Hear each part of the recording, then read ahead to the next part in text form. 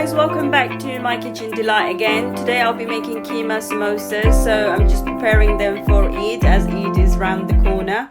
So in this pan I have 14 tablespoons of oil. I've added in 1 tablespoon of chili flakes and 1 tablespoon of cumin seeds. Now I'm adding in 3 medium onions. I've left them a little bit chunky, so it's nice when it's cooked with the keema.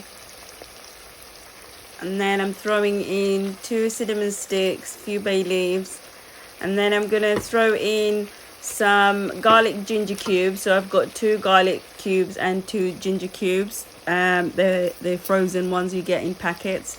And then I've added in 1 tablespoon of salt. I'm going to allow this to cook for a good 15 minutes on high heat.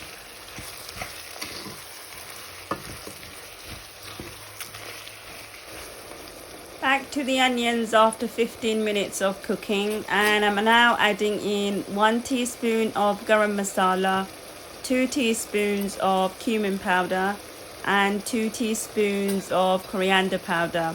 I'm also going to add in 1 to 2 teaspoons of chilli powder.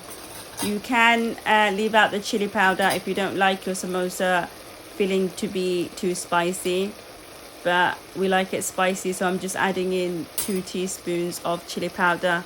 Just gonna let that give it a mix and let that cook for a good 10 minutes on medium heat with the lid on.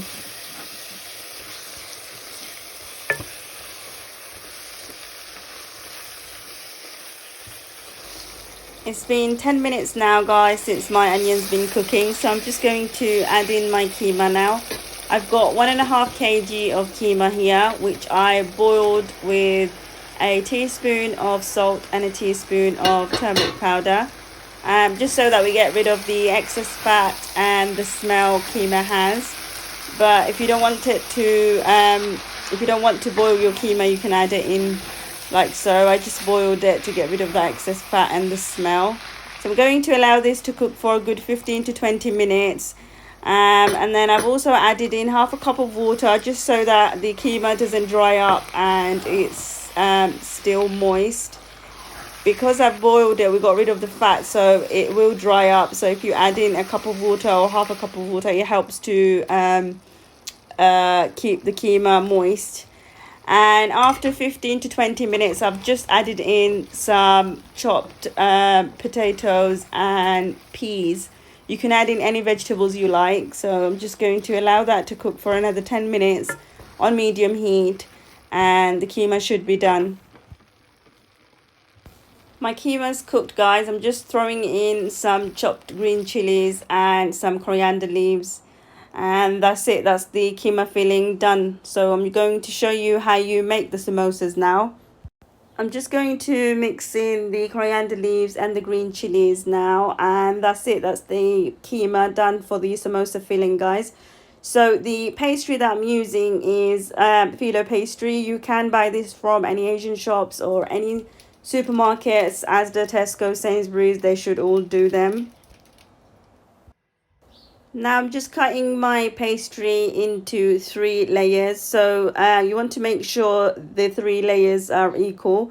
You can cut it into 4 layers depending how big you like your samosas. So I like my samosas roughly about medium sizes, like the normal samosa size. So I'm going to cut this into 3 layers.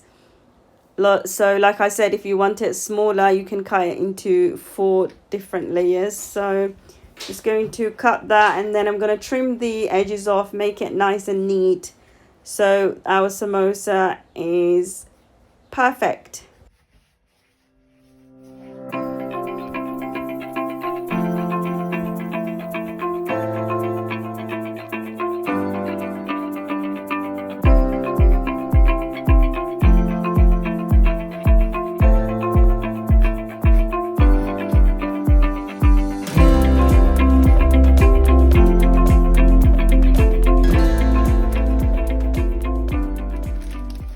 I'm going to keep one of them outside and put the 2 away into the samosa bag, and then I'm going to wrap it around in a towel just so that we stop the pastry from drying up, so it's easier to make the samosas. Otherwise, if you leave it outside, what you will find is the pastry dries up, and then it's really difficult to make the samosas because the pastry cracks. So I'm just going to wrap it around in a towel like so, and I'm just going to leave that to a side. So when I'm finished making my first one, I can open the other two. So now I'll show you guys how you make the samosas. I'm using 2 sheets for my samosas.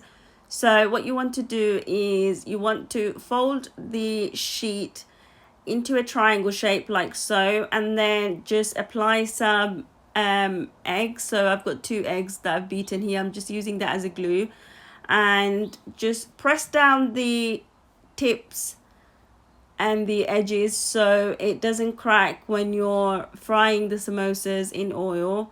And you want to make it into a pocket like so. Now I'm going to add in 1 teaspoon of the samosa filling we made earlier. Make sure your samosa filling is cold, guys, otherwise your pastry will become soggy. So make sure it's cold before you put it into your samosa pastry. And then what I'm going to do is just rub on some more egg yolks, just like so, so it sticks nicely.